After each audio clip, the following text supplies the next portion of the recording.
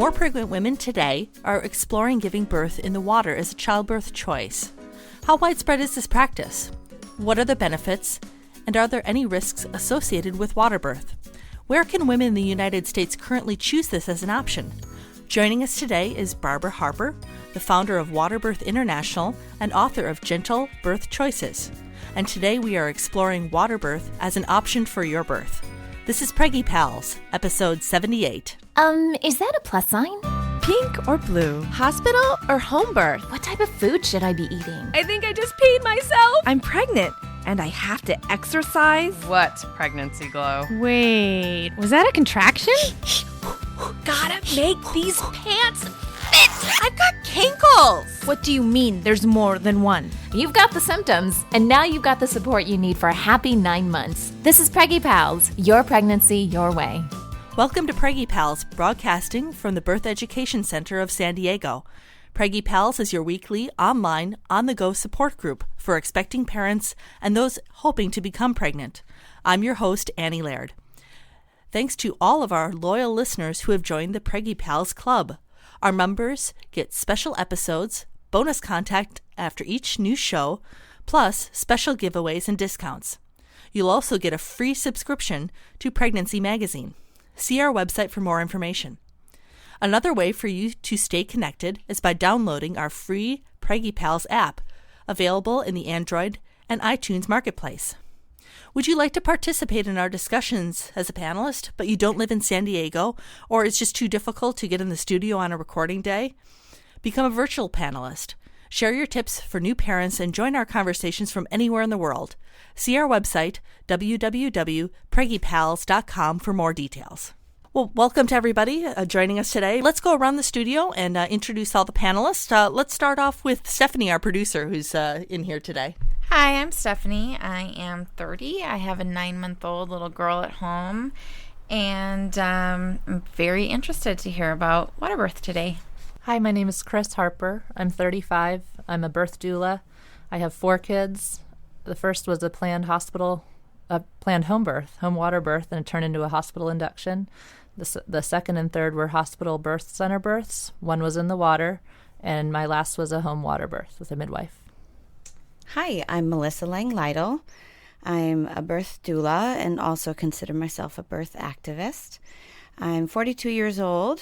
I have 2 children, an almost 5-year-old and a 3-year-old. I'm actually due with my 3rd baby, at the end of January, a boy. Great. My name's Annie. I'm the host, and I'm 35.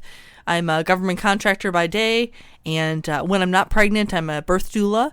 I'm pregnant with my 3rd baby, and he or she, we're not sure of the gender, is due on the 24th, though I'm thinking maybe a little bit earlier, but we'll see here in a couple of weeks. This is my 3rd child, and I'm planning a home birth. We have a comment from one of our listeners, and this comes from Carrie. Carrie writes, "Hi, Preggy Pals. I just joined the Preggy Pals Club, and I have to say my favorite part is the extra bonus content after each new show. I usually listen through the app, but I'm wondering if there's a way to listen online as well." So, Carrie, yes, there is. All you have to do is head on over to preggypals.com, our website. Click on the members section. You'll see a login section there. Log into your account using the same login information that you use on your app, and you'll be able to download the content right there, or you can listen to it online. It just allows you into our members area, and you can do a whole bunch of cool stuff, get access to all of our extra features. So, Carrie, thank you so much for your question.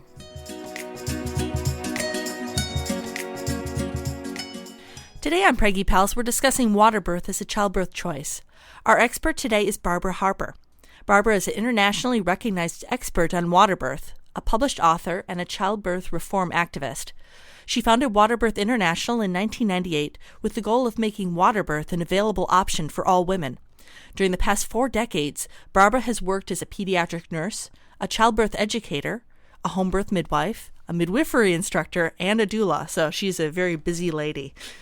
She is the author of the best-selling book, Gentle Birth Choices, and has also produced the film Birth into Being, the Russian Waterbirth Experience. Her next book, Waterbirth, a contemporary guide for parents and providers, will be ready for publication in 2014. Barbara has dedicated her life to changing the way we welcome babies into the world. Barbara, welcome to the show, and thanks for joining us today. I'm really happy to be here, and hello, panelists. And I'm so happy to hear that some of you have had home water births and birth center water births. That's amazing. Barbara, let's start off with, why should women consider water birth as an option during childbirth? What are some of the benefits that they should know about? I was just teaching that to my midwifery students. The slide that was up are what does the research show that are the benefits of water? And I think water is the great normalizer for pregnancy and birth.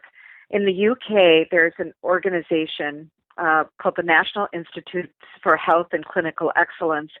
And in 2007, they brought together the obstetricians, the midwives, the childbirth educators, the people who were involved in creating national health policy, and they all sat in a room and saying, what would make birth more normal?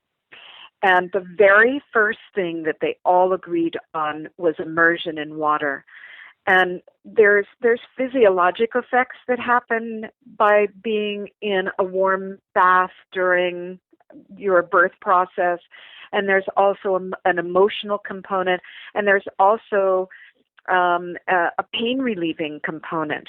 So all of these things are working together, and the bath, depending on the size of the vessel that holds the water, really relieves the woman from being in one position.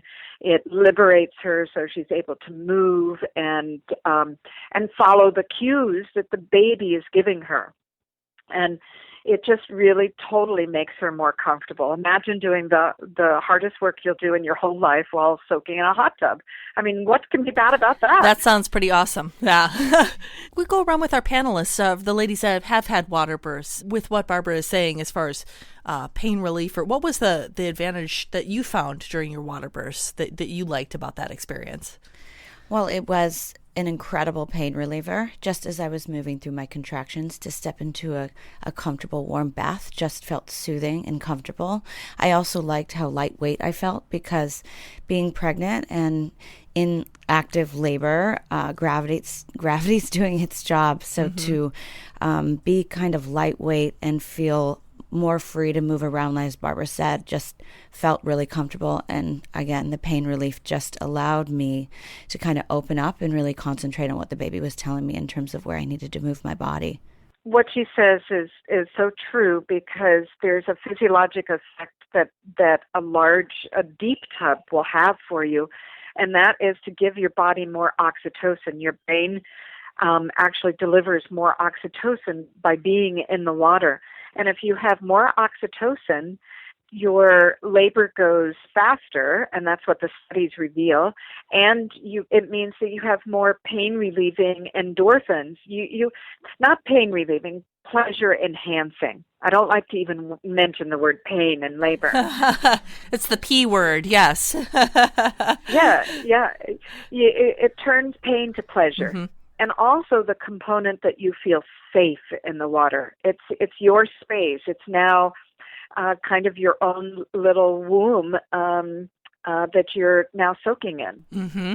That was a big thing for me. I felt safe in the water. I felt that I was in my own space and that I could move freely. I was weightless, and I also felt more modest in the water. I felt like I wasn't as exposed. Mm-hmm.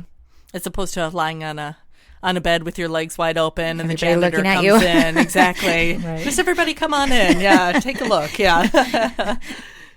Barbara, what temperature should the water be? Is there? I imagine if it's too cool, then the mother would get chilled. But if it's too hot, I guess I hear a lot through my own pregnancy with my own care. Don't get in a hot tub, basically, that you'll overheat the baby. So what kind of temperature should the water be? Whatever's comfortable for the mother. And I don't like to put numbers on it per se. And yes, you can take the temperature of the water with a little floaty ducky thermometer or dolphin thermometer, but they're not exactly accurate. They're plus or minus 2 degrees in accuracy. Right. So what I like to gauge it on is just a high temperature, not above 101. your skin temperature, as opposed to your oral temperature, your skin temperature is between 92 and 95. So even a 97-degree bath or a 98-degree bath or a 100-degree bath is going to feel very warm and very comfortable.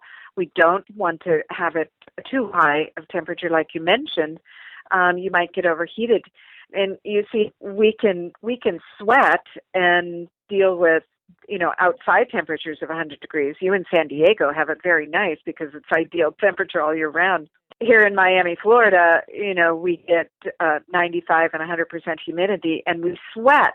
A woman in the bathtub, it loses that ability. So if she gets overheated, the baby gets overheated, and the baby's heart rate will go up. And it's not a permanent thing that is going to cause problems for the baby, but if it goes on for a very long time, the baby gets tired, and then the heart rate drops.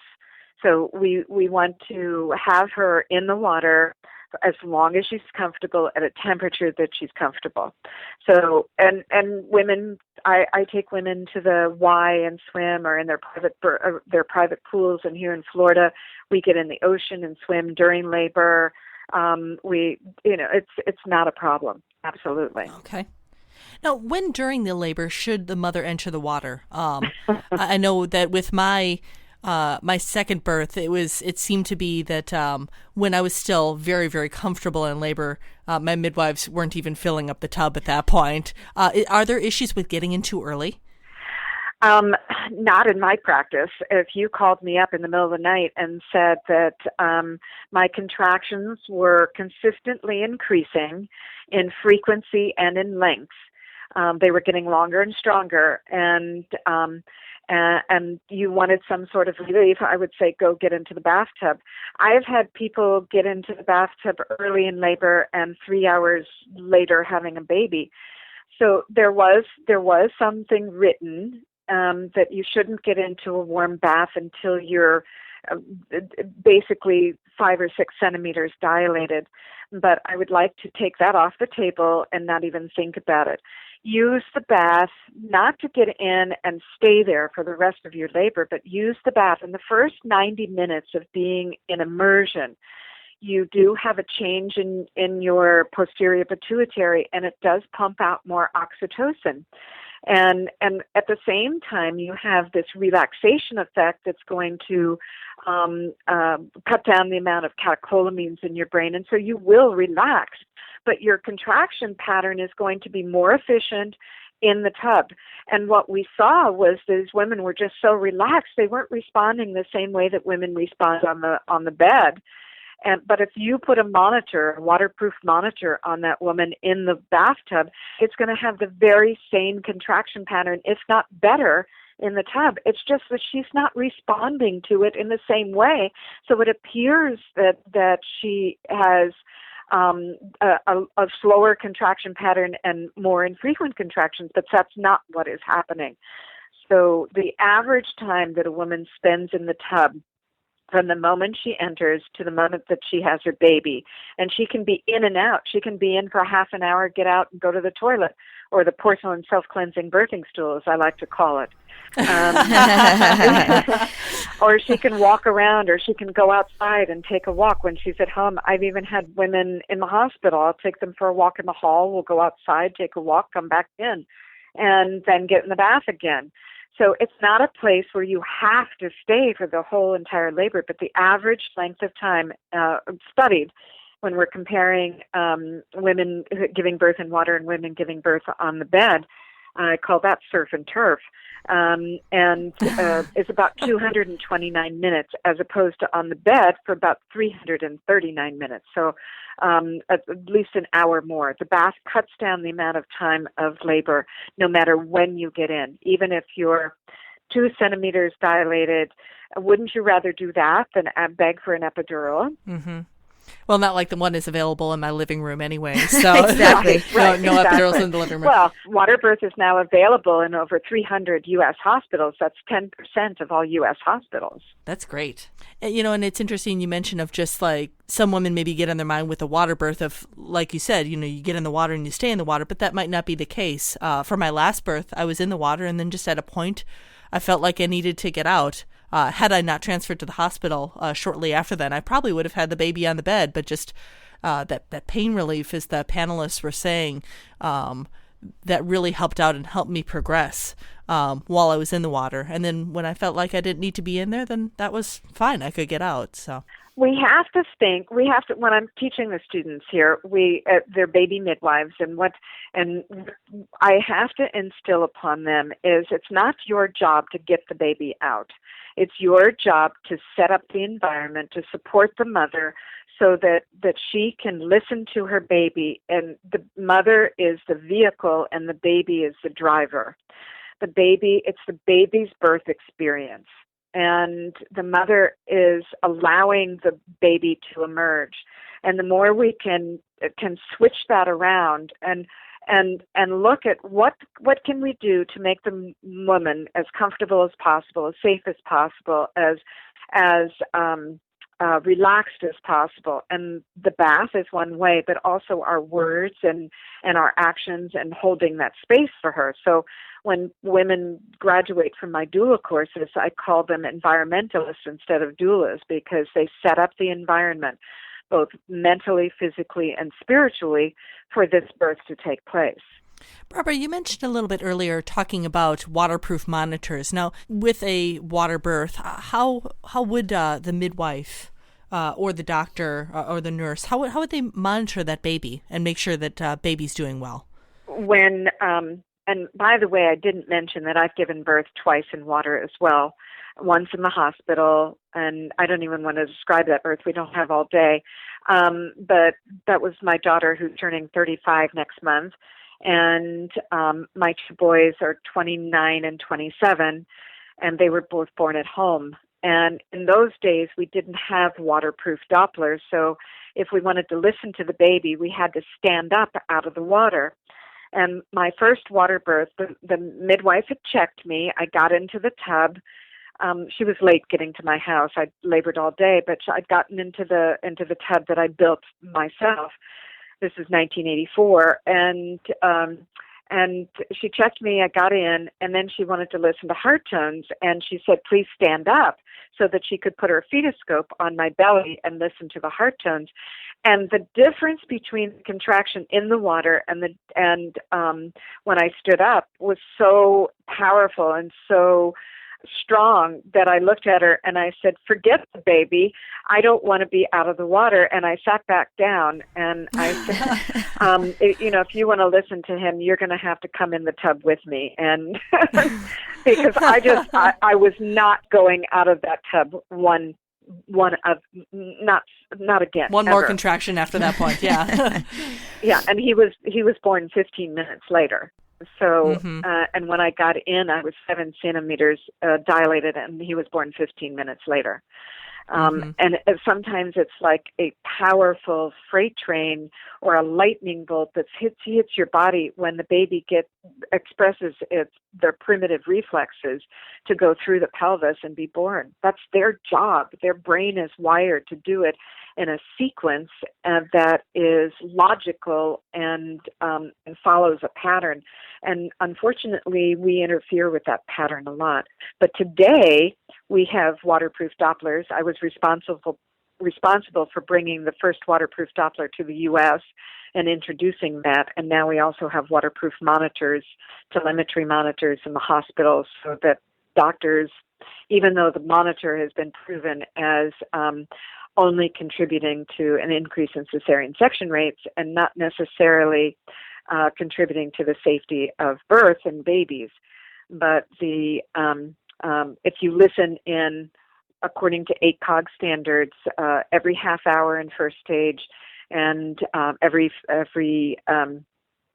minutes or after every expulsive effort in second stage, you're going to predict whether or not the baby is tolerating the labor. So it's easy to do. And in Norway, they use things called Pinards, which is kind of like a little bell stethoscope that you listen to the baby, and they still use those. And they made a 6-foot long one so that they could put it in the water, and it's made out of tin, and so they don't have to use anything electronic, and it's all natural. So a 6-foot-long stethoscope to put into the water. Wow, you would need a long tackle box for your midwife to put that in there. So bring that in separately, I suppose. Well, great. Yes. When we come back, we'll be discussing physiologically what's going on with the baby during the birth. We'll be right back.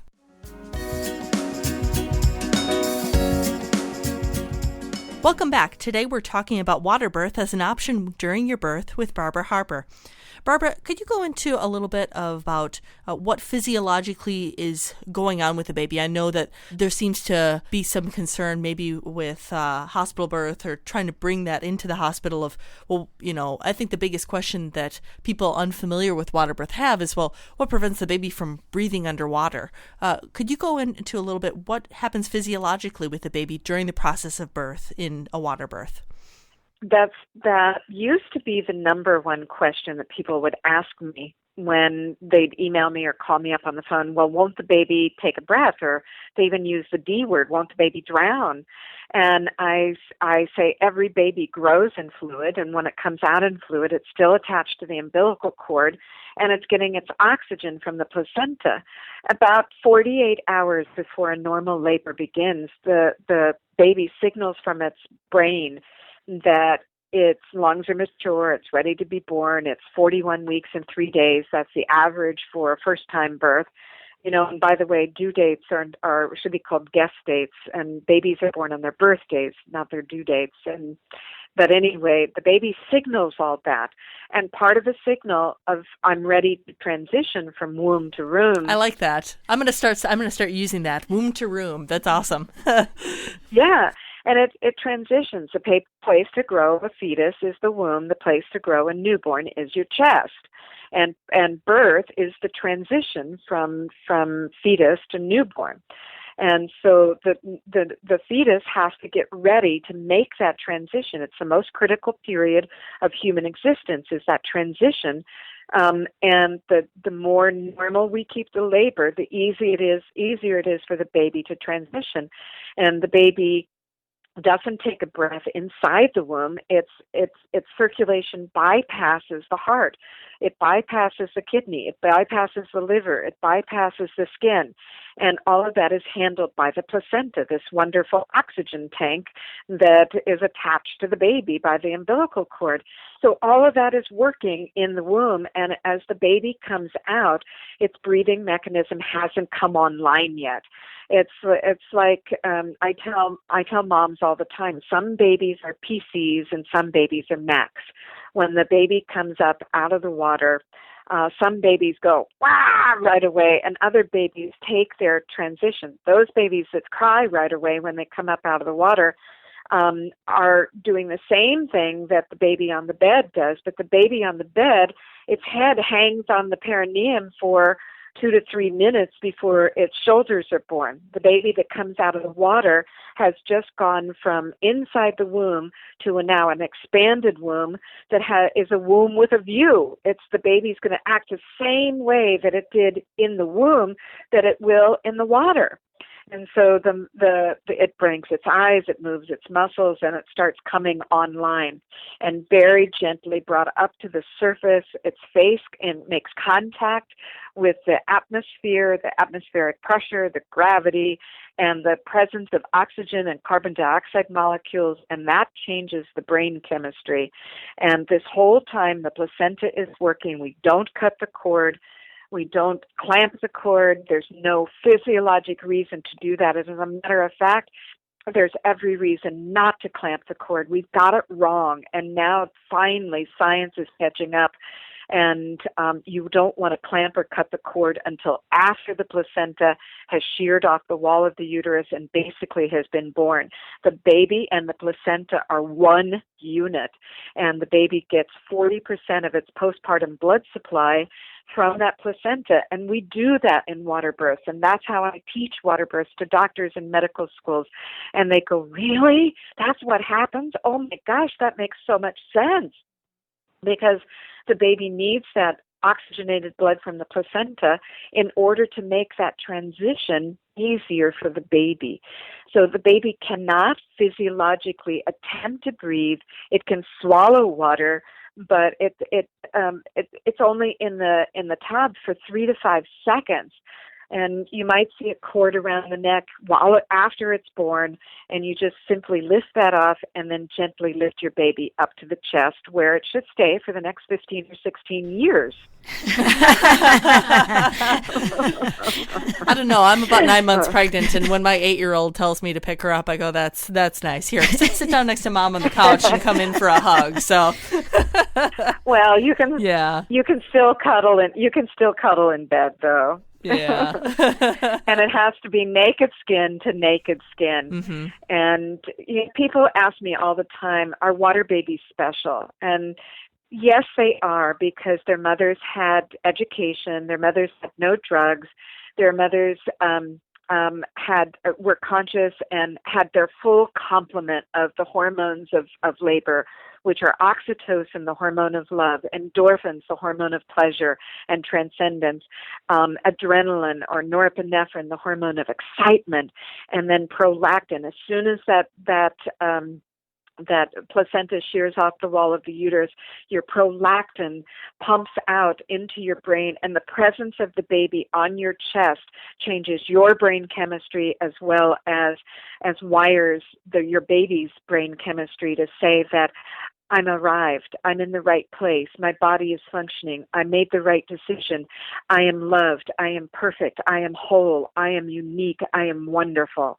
And the baby whose card gets cut right away and gets put over in the warmer and on the table and is examined and poked and prodded says, "What did I do wrong? I must be in the wrong place." Because the only place to transition a baby is on your chest. And that's why water babies are so awake, aware, and alert, because they come onto that chest and stay there. And yes, we have emergencies with babies that maybe won't take a breath right away, but the worst possible thing to do is cut their cord. We have to transition them on the mother's chest, even in an emergency situation. And we will see this change within the next 5 to 10 years as the science catches up with medical schools. We'll see that change. We absolutely will see that change, I promise you. Well, I'd like to ask our panelists, because I'm so happy that both of you are here, because you have had the land birthing experience. So what did Barbara call that? That was the turf, right? So you had your turf birth, and then you had your surf birth, and you had one after the other with your children. Did you notice any difference with your children in their newborn behavior, or even now in their personality? I think that children come out with their personalities, and it's very different. I will say the birth transition by being in the water was just so smooth and so easy for him that I felt like it just made sense. So it just, everything felt really easy and felt really natural. Mm-hmm. So for me, everything made sense. I don't know, I keep saying that, but that's how it felt at the time. For me, I had 2 out of the water and 2 in the water, and I would say the bonding was different with the last 3 that were born naturally without induction or epidural. The bonding and that immediate time was definitely different. Their personalities, I don't know how much had to do with the water. I will say the last 2, they were a little noisier. And I don't know if that had anything to do. They made little grumbles and grunts, and they were happy babies. They were content and calm, and especially my last one that was born at home in the water, very mellow. But I don't know. I don't know if it was the difference with the water or out, but yeah, they're all very different. I know the birth experience itself was smoother and gentler, and for that I'm grateful, versus the little bit louder, all the bright lights, transitioning from water to air. Yeah. So I like being able to give that to my baby's transition. Definitely. So I had a land birth, I had a turf birth, and now I had a surf birth. So my question going into my third birth is, I felt like that primal amniotic fluid smell, I couldn't stop smelling my baby from my first birth. And so right now I'm having this question of, the water birth was such an amazing transition that I thought was easier for the baby and more comfortable for me. But I didn't smell the amniotic fluid as strong. Could that be because of the water, or could that be because he just had less amniotic fluid on him in the womb? The fact that they come through the water, the research has shown that the bacteria, like if you're GBS positive, that bacteria is going to be diluted in the water. So there are some things that are diluted. And I always say the solution to pollution is dilution. But, if you have negative bacteria like herpes or HIV positive or AIDS mothers, absolutely, I would only deliver them in the water. I would only suggest that they birth in the water because it kills the virus on contact. So it now becomes not an issue. But the signals that, and yes, there's nothing like newborn smell. It's the most amazing. And when you smell that, your oxytocin levels actually go up.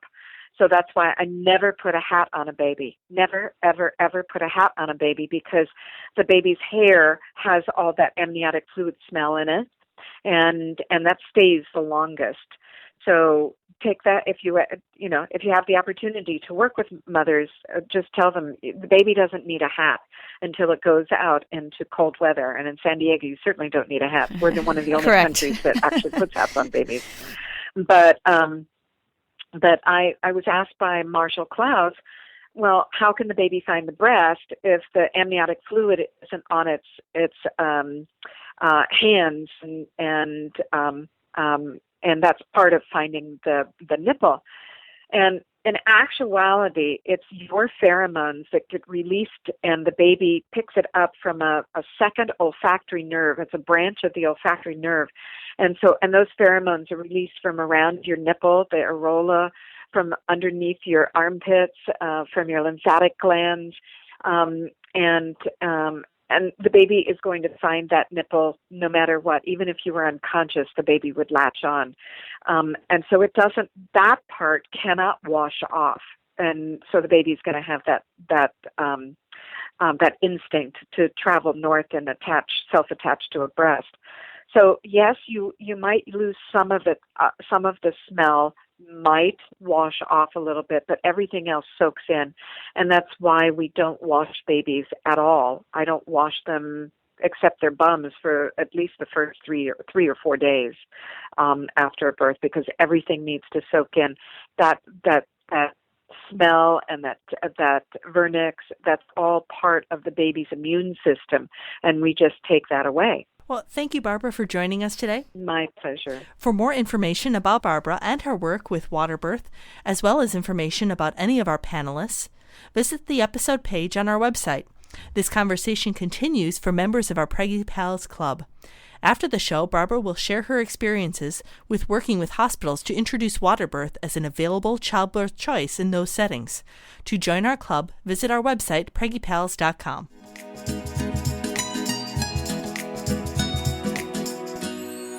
Hello, Preggy Pals. I'm Crystal Studendek, maternity fashion expert and founder of Borrow for Your Bump, where you can buy or rent maternity styles for a monthly rate. Today we are going to talk about the upcoming fall fashion trends for moms-to-be. These little ideas and wardrobe essentials are stylish and versatile as your bump grows and can easily transform your look as a new season approaches. Trend number 1 is the long sleeve mini. The key to this statement dress is to show skin in some areas while keeping others covered up. We love long sleeve styles that show off more legs. The trick is to keep the fit loose and flowing. Add a belt or tie over the bump, which will create curves. For fall, we love the colors of condiments. Think olive greens and mustard yellows. To tie this look together, avoid a skinny heel and try a comfy wedge boot. Trend 2 is sexy stripes. Whether you are more on the hippie side or if you want to create curves, stripes is one detail that works for many body types. Stick with thinner stripes and dark colors. Wider stripes can make your bump and backside appear larger. Focus on a fit that hugs your curves and has ruched sides. This type of dress looks good on many body types, whether you want to create curves or even balance wide hips. Tie the look together with some flat knee-high boots. For our third trend, prints are all the hype this fall. Have fun with different styles, but make sure that the colors match. We love a silky print dress for a more dressed-up look with purple and aqua tones. Dress prints down by taking a fun print blouse and pair with skinny jeans. For colors, we love orange, navy, and cream with a tan boot. You're probably seeing this next trend everywhere, leather. We love this look for moms-to-be. Pair a comfy pair of stretched leather leggings with a basic gray sweater, or for a retro look, try a navy polka dot blouse and a fun, rusty colored heel. Add a fun hairpiece like a birdcage for a sleek style. Our final trend for fall is dressed up details. An incredible cocktail dress that can be worn from fall into winter is a must-have. Spice up the standard little black dress and find the style with beaded detail on an empire waist. An LBD with a little bit of lace is also seasonless. Many of these fall trends can be found at borrowforyourbump.com. Enter promo code PreggyPals at checkout to save 20% on your entire order. Thanks for listening to today's fall fashion trends, and be sure to listen to Preggy Pals for more great pregnancy tips. That wraps up our show for today. We appreciate you listening to Preggy Pals. Don't forget to check out our sister show, Parent Savers, for parents with newborns, infant, and toddlers, and our show, The Boob Group, for moms who breastfeed their babies. Next week, we're talking about toxin exposure while pregnant. This is Preggy Pals, your pregnancy, your way. This has been a New Mommy Media production. The information and material contained in this episode are presented for educational purposes only. Statements and opinions expressed in this episode are not necessarily those of New Mommy Media and should not be considered facts. While such information and materials are believed to be accurate, it is not intended to replace or substitute for professional medical advice or care, and should not be used for diagnosing or treating healthcare problem or disease or prescribing any medication. If you have questions or concerns regarding your physical or mental health or the health of your baby, please seek assistance from a qualified healthcare provider. Hey mamas, don't forget to check out Mighty Moms. It's our online community built for new moms just like you. Not only can you connect with other moms, but you can also join us backstage for special mom-only online events. And you'll also be notified when we're recording so you can join us as a special guest. Visit our website, newmommymedia.com, and click on the Mighty Moms banner. It's free. That's newmommymedia.com. See you there.